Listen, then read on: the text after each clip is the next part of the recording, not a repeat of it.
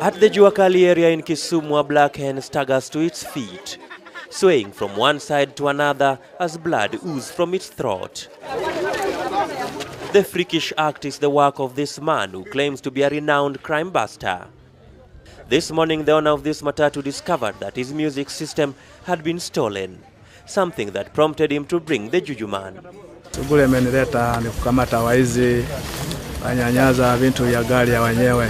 And so the crime buster went ahead to cut the throat of the black chicken, which his client had provided, before smearing its blood on the alleged crime scene. Kama watu mtu akaanza kufura tumbo, akaanza bila kwenda kwa choo, so watabeba hii mtu walete kwangu mali niko.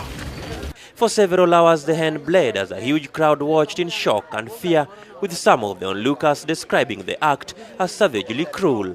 Kuku wezi chinja shingo ati ni mganga nya amefanya, lakini hiyo ni kiumbe cha binadamu ama ni Mungu nya amefanya hivyo. Kwa maoni yangu, hata kama ni uganga lakini pia ni kutesa wanyama, sio vizuri, mnyama hana hatia.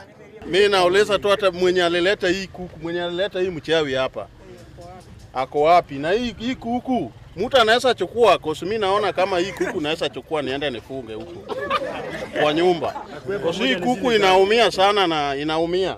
Kwa sababu tunataka tuchukue hii kuku tuende tukule saa hii. Others suspected that there was more to the ritual than meets the eye. Sasa tunafikiria watu wameunda tu kazi hapa kwa hii garage. Kuunda kazi sasa unamaanisha nini? Kuunda ni yani kazi kuje mingi. And while all this was going on, the owner of the matatu kept away from the scene, declining to comment on the matter. Only last week, a black cobra was found at a hardware shop in Kondele area.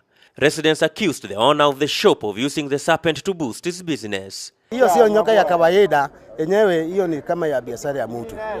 By this evening, no one had exhibited any symptoms similar to the ones described by the witch doctor. Uko Kusa NTV in Kisumu.